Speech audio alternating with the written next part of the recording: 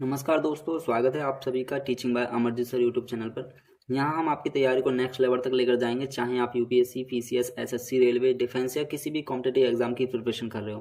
तो शुरू करते हैं आज के सेशन को सिंपल एक्सप्लेनेशन और एग्जाम ओरिएंटेड अप्रोच के साथ में। So let's begin. जैसा कि आपने प्रीवियस जो 3 क्लासेस थी उसमें देखा था कि हमने जो प्राचीन भारत के इतिहास से रिलेटेड जो भी इंपॉर्टेंट टॉपिक्स थे उनके रिगार्डिंग जो भी इंपॉर्टेंट क्वेश्चंस थे, ठीक है, वो हमने डिस्कस कर लिए थे। और आज का जो हमारा टॉपिक रहेगा वो रहेगा आपका गुप्त और गुप्तोत्तर युग। जैसा कि आप स्क्रीन पर देख पा रहे हो, फर्स्ट क्वेश्चन दिया हुआ आपका कि समुद्रगुप्त के प्रयाग प्रशस्ति वाले स्तंभ पर निम्नलिखित में से किसका लेख मिलता।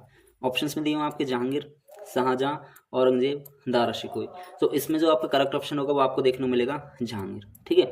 नेक्स्ट क्वेश्चन है आपका कि शक विजेता किसे मतलब कि जाना जाता था, शक विजेता बेसिकली अगर बात करें। ऑप्शंस में आपके दिए हुए चंद्रगुप्त प्रथम, नेक्स्ट आपका दिया हुआ है समुद्रगुप्त, ठीक, नेक्स्ट है आपका चंद्रगुप्त द्वितीय और लास्ट है आपका कुमारगुप्त। तो बेसिकली अगर इसका हम करेक्ट ऑप्शन बताएं तो जो आपका करेक्ट ऑप्शन होगा यानी सी वाला होगा, यानी चंद्रगुप्त द्वितीय, ये आपका सी ऑप्शन होगा। चंद्रगुप्त द्वितीय जो थे वो शक विजेता जाने जाते थे।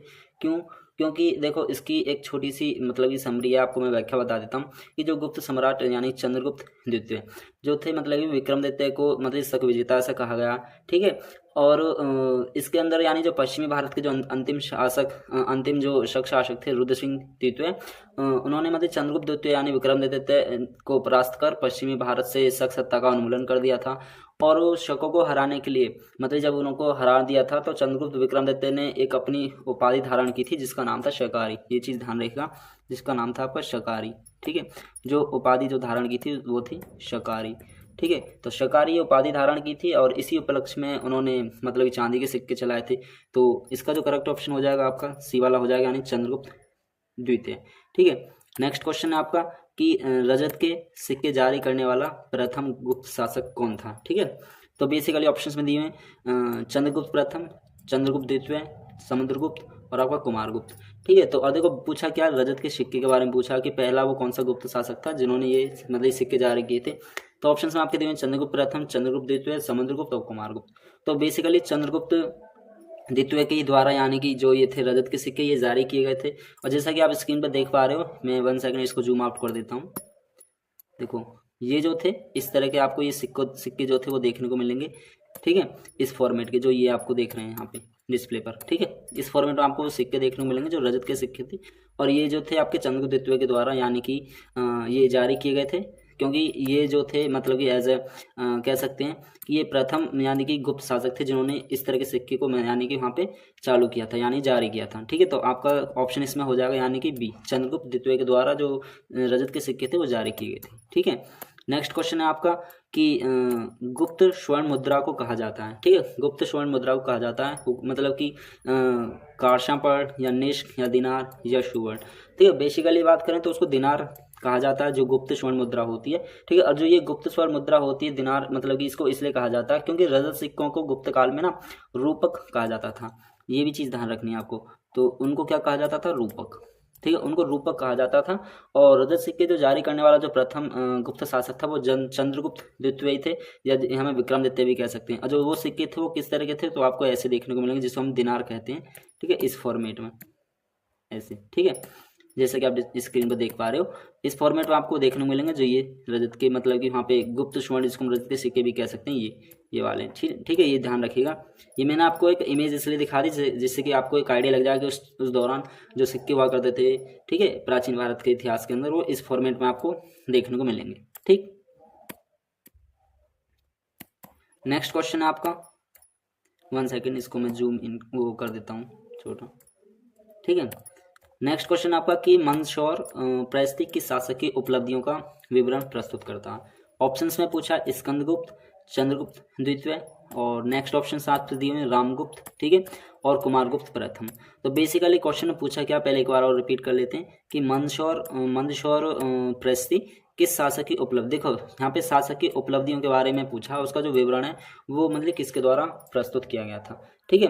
बेसिकली जो मंदसौर की प्रस्तुति थी ये आपकी कुमारगुप्त प्रथम के द्वारा की गई थी, ठीक है। आपका ऑप्शन यानी कि डी हो जाएगा ये वाला, ठीक, कुमारगुप्त प्रथम।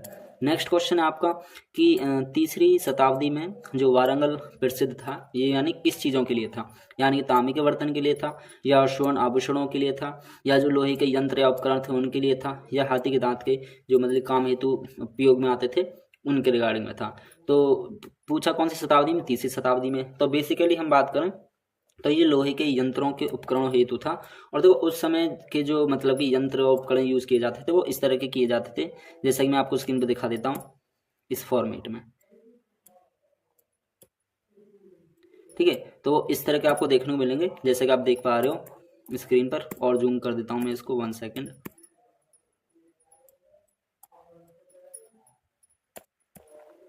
ठीक है, तो आपको इस तरह के वो देखने को मिलेंगे। ये कुछ मतलब कि हमारे आयरन के थे, लोहे के ये।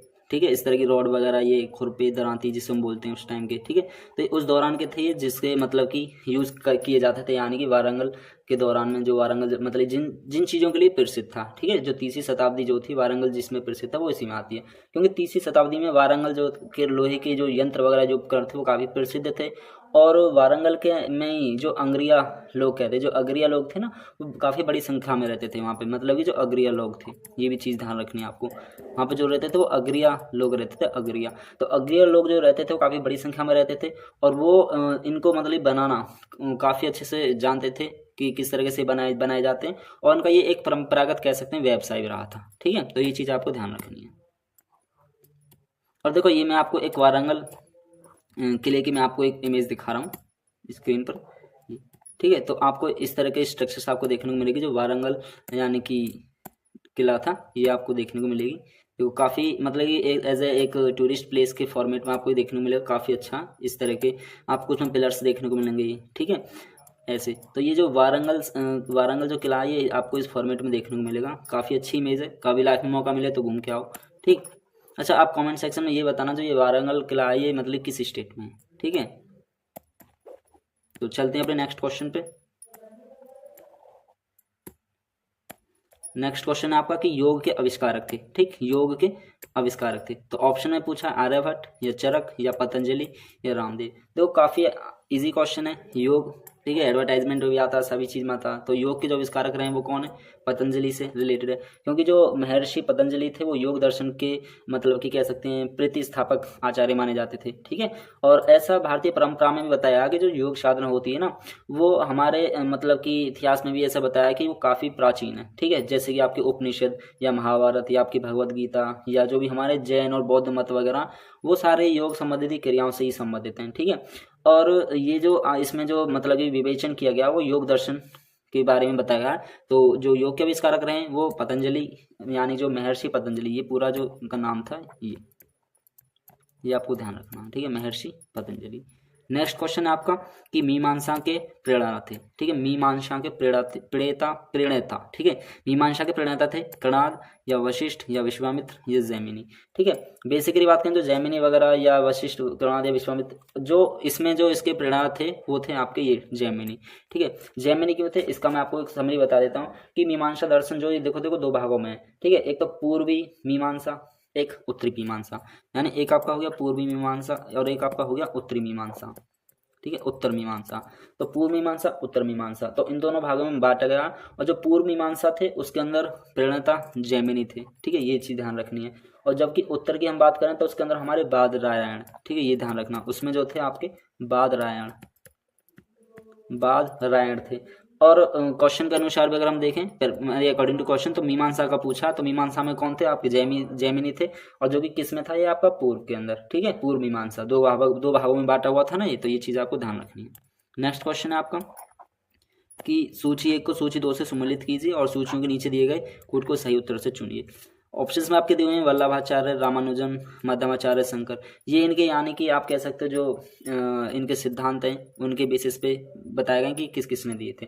तो बेसिकली जो वल्लभाचार्य का यदि हम बात करें तो इन्होंने पुष्टि मार्क्स के बारे में बताया हुआ है। ठीक है, और रामानुजन की अगर हम बात करें तो ये आपका विशिष्ट द्वैतवाद, विशिष्टता द्वैत के बारे में बताया हुआ है। माधवाचार्य की बात करें तो आपका द्वैतवाद के बारे में बताया हुआ है। और शंकर की यदि हम बात करें तो ये आपका अद्वैतवाद के बारे में बताया। तो यदि इनके ऑप्शंस को हम सीक्वेंस में लगाएं तो ए का आपका हो जाएगा 2। ठीक है, ए का आपका होगा 2, और बी का आपका हो जाएगा 3, और सी का हो जाएगा आपका 1, डी का हो जाएगा आपका 4। तो अब आप ऑप्शंस में देख सकते हो 2 3 1 4 सीक्वेंस कौन से ऑप्शन से बना है, 2 3 1 4। देखो 2 3 1 4 पहले में भी नहीं है, 2 3 1 4 सेकंड में भी नहीं है, 2 3 1 4 देखो थर्ड में आपका है, इसमें भी नहीं है। तो ऑप्शन आपका सी वाला करेक्ट हो जाएगा।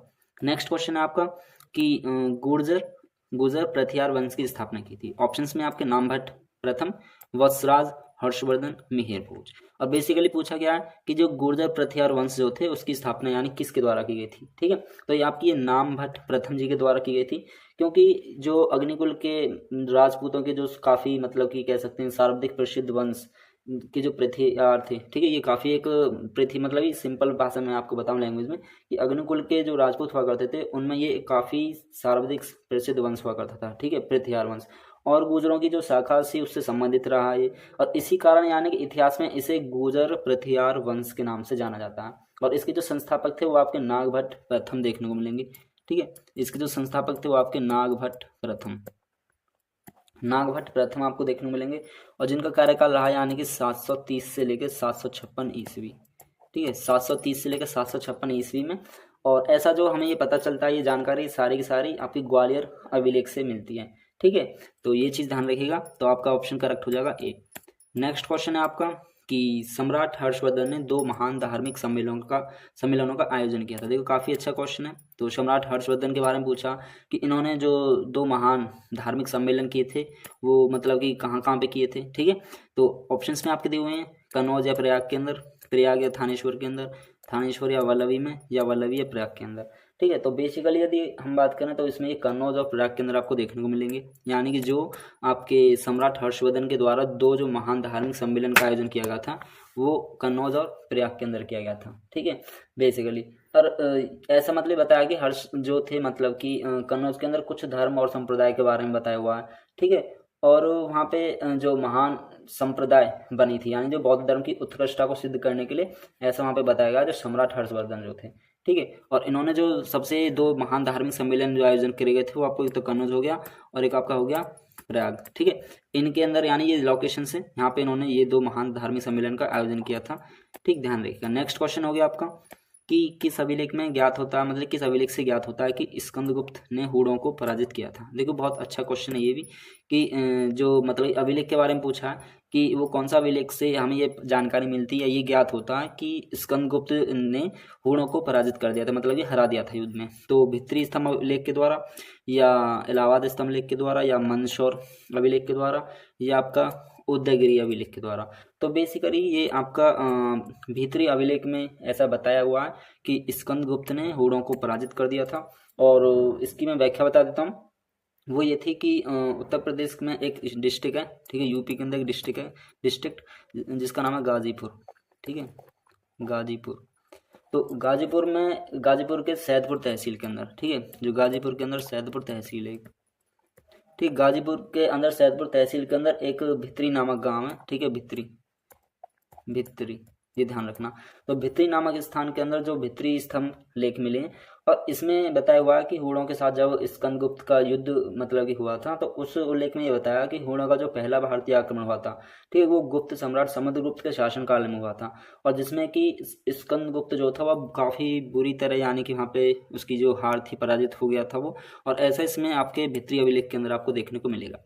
नेक्स्ट क्वेश्चन है आपका कि निम्नलिखित में से कौन सा सुमेलित सही नहीं है। देखो यहाँ पे ये पूछा कौन सा सही नहीं है, तो ऑप्शन ये देखो कुछ विदेशी यात्रियों के बारे में बता हुआ है और यहाँ पे आपका कुछ भारत के भ्रमण वर्ष यानी किस किस में वो मतलब कि इनके दौरान वो आए उनके जो कार्यकाल रहे हैं, ठीक है। फ्रांस की बात करें तो वो कब आया था, हैंसोंग, इत्सियोंग। और नेक्स्ट आपका हो गया अल मसूदी, ठीक है। तो अब इसमें पूछा कौन सा वाला यानी कि सही नहीं है। अगर हम बात करें देखो फैन यानी 399 से 414 में आए, ये तो ये भी बिल्कुल करेक्ट है, ठीक है। और हैंसोंग की यदि हम बात करें तो 629 से लेकर 645 इसमें ये भी आपको सही देखने को मिलेगा। इत्सियोंग यानी कि 669, ठीक है, सॉरी 679 से लेकर 695 यानी 679 से लेकर 695 ईस्वी में, ये भी आपको करेक्ट है। तो बच्चा कौन सा एक ऑप्शन यानी कि फाइन सॉरी अल मसूदी की यदि हम बात करें तो इसमें आपको 957 ईस्वी में देखने को मिलेगा। वैसे इसका जहाँ तक करेक्ट ऑप्शन होना चाहिए अकॉर्डिंग टू मी फाइन होना चाहिए, क्योंकि देखो अल मसूदी भी ये तो आपको 1957 में ही, ठीक है, देखने को मिला। क्योंकि फान ने जब भारत का भ्रमण किया था वहाँ पे जो काल केवल रहा है वो 10 वर्ष का रहा है और 402 से यानी 400 बार है फान का, 402 से लेकर 400 बार। जबकि इसमें दिया हुआ है आपका 300 सॉरी बाय मिस्टेक हो गया, इसमें आपका ये वाला गलत होगा, ठीक है, ये वाला सही नहीं है। क्योंकि फाइन का जो कार्यकाल है वो 10 वर्ष का रहा है लगभग, यानी कि 402 से लेके 412 है, ठीक है, ईस्वी में। तो ये इसमें रॉन्ग है, जो सही सुमेलित नहीं है, बाकी करेक्ट है, ठीक है, ये वाला गलत है। तो ऑप्शन यानी कि ए आपका करेक्ट हो जाएगा इसमें। ठीक है, नेक्स्ट है कि निम्नलिखित में से कौन सा सही सुमेलित नहीं। देखो फिर से इसमें पूछा कि कौन सा सही सुमेलित नहीं है, क्योंकि देखो इस तरह क्वेश्चन में काफ़ी डाउट आते हैं। उसमें पहले क्वेश्चंस को आप अच्छे से रीड करोगे कि उसमें पूछा क्या सही है गलत है। सूची 1 में दी हुई है आपकी राजवंशों के बारे में, और नेक्स्ट आपकी सूची में दी हुई है सिक्कों की धातुओं के बारे में। ठीक है, तो आज के सेशन का ये आपका लास्ट क्वेश्चन होगा, फिर कल को आपका जो सेशन चलेगा यानी कि प्राचीन भारत में स्थापत्य कला और जो नेक्स्ट टॉपिक रहेंगे उससे रिलेटेड होगा। ठीक है, इस क्वेश्चन को देखते हैं। पहले जो राजवंश के बारे में दिया हुआ यानी कुषाण, गुप्त, सीतवाहन और आपका कलचुरी। इसमें सिक्कों की धातुओं के बारे में तवा, स्वर्ण एवं ताम्र, स्वर्ण एवं रजत, स्वर्ण रजत एवं ताम्र। तो इनमें से जो सही सुमेलित नहीं है, यानी जो जो राजवंश थे उनके द्वारा जो भी सिक्के की धातुओं को जारी किया गया था वो किसके द्वारा किया गया था और कौन सा नहीं किया गया था। कुषाणों के द्वारा स्वर्ण एवं ताम्र ये भी जारी किए गए थे। गुप्त के द्वारा गुप्त जो राजवंश थे उनके द्वारा स्वर्ण और रजत जारी किए गए थे। सातवाहन के द्वारा बात करें तो स्वर्ण नहीं थे। ठीक है, सातवाहन के द्वारा स्वर्ण नहीं थे, क्योंकि बेसिकली सातवाहन शासकों ने जो स्वर्ण के सिक्के थे वो चलाए नहीं थे। उन्होंने केवल चांदी, तांबे और शीशे और तथा पोटीन, ये चीज़ ध्यान रखना, पोटीन। ठीक है, पोटीन एक तो आपके चांदी के चलाए थे उन्होंने, ये ध्यान रखनी है। ठीक है, और एक आपके तांबे के उन्होंने चलाए थे, और एक आपके हो गए उसमें शीशे के, ये ध्यान रखना, और एक आपके हो गए ये पोटीन के। ठीक है, तो जो सातवाहन राजवंश था उन्होंने केवल ये वाले चलाए थे सिक्के, और ये स्वर्ण के नहीं चलाए थे, तो ये गलत हो गया। कलचुरी के द्वारा ये स्वर्ण, रजत, ताम्र ये सारे चलाए थे। ठीक है, तो आई होप इसमें आपको ये सारा सेशन अच्छे से समझ आया होगा। अगर आपको कोई भी क्वेरी हो या कोई भी डाउट हो कमेंट सेक्शन में दे दीजिएगा। ठीक है, और बाकी कल जो हम नेक्स्ट टॉपिक डिस्कस करेंगे नेक्स्ट क्लास में। ठीक है, आज के आपके इतने क्वेश्चन रहेंगे जितने भी हैं। So thank you so much for watching this session. अगर यह वीडियो आपके लिए हेल्पफुल रहा हो तो हमारे साथ जुड़े रहिए और लाइक, शेयर और सब्सक्राइब करें। मिलते हैं नेक्स्ट क्लास में, तब तक के लिए अपना ख्याल रखिएगा। टेक केयर, जय हिंद।